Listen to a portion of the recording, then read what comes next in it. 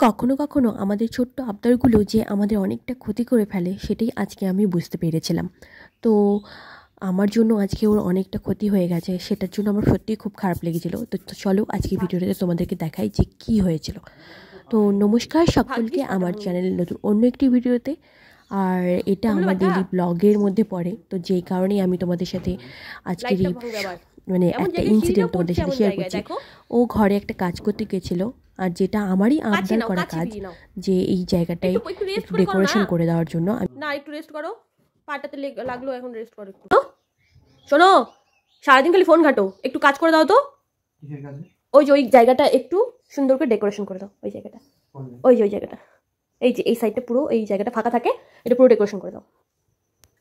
ওঠো, চলো চলো, সারা কিছু সুন্দর করে দাও। চলো তো।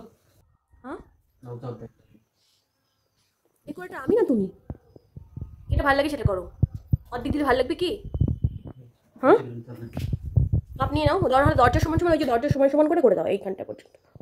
যাই হোক, আমার জেদটা আজকে হয়তো একটু বেশি হয়ে গেছিলো, জানি না। ও আমাকে বলেছিল যে আমি পরে করে দেবো, কিন্তু আমি জেদ করেছিলাম যে আজকেই করে দাও, যেহেতু তুমি বাড়িতে আছো। তো অনেকটা জেদ করেছিলাম বলেই হয়তো এরকমটা হয়েছে, সেই জন্যই হয়তো কখনো জেদ করতে নেই অতিরিক্ত। তো আমি ওকে বলেছিলাম যে এই সিঁড়িটা এই সাইডে লাগাতে, ও ওখানটায় লাগিয়ে দিয়েছে। আর সেইখানটা থেকেই হুট করে কখন যে পড়ে গেছে আমি বুঝতেও পারিনি, মানে হঠাৎ করেই সব ঘটে গেছে।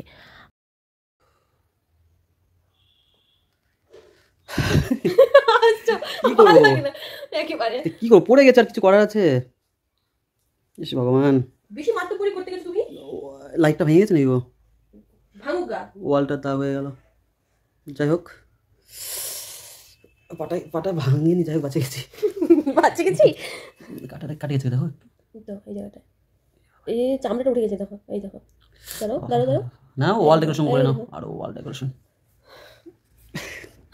হাসি পেরেছে, রাগ উঠছে কি? ভাগ্যিস পাটা ভাঙেনি, কমলো ব্যথা। লাইটটা ভাঙবে আবার, এমন জায়গায় সিঁড়িটা পড়ছে, এমন জায়গায় দেখো, একটু রেস্ট করে তারপর করো। পড়ে যাওয়ার পর ওর পায়ে অনেক ব্যথা লেগেছে, অনেক মানে কেটেও গেছে। তো অনেকটা কষ্ট ওর হচ্ছে। ওকে বললাম রেস্ট করে নিতে বা আজকে কাজটা না করতে, তো ও শুনলো না, যেহেতু কাজের প্রতি একটা ডেডিকেশন রেখে থাকে সব সময়ের জন্য। তো এই কাজটা ওর সব সময়ের প্রিয় কাজ। তো যখন যারা ডেকোরেশনে কাজ করে তাদের অনেক সময় অনেক রকম অনেকভাবে অনেক জায়গায় ব্যথা লাগে, আর অনেকটা কেটে কেটেও যায় অনেক সময় হাত পা। তো এগুলো নিয়ে ভাবলে তো চলবে না, কাজ তো করতে হবে। তো সেই কথা মাথায় রেখে কাজটা কমপ্লিট করে ফেলেছে। আর আজকে ভিডিওটাতে কেমন লাগলো অবশ্যই কিন্তু কমেন্ট করে জানিও।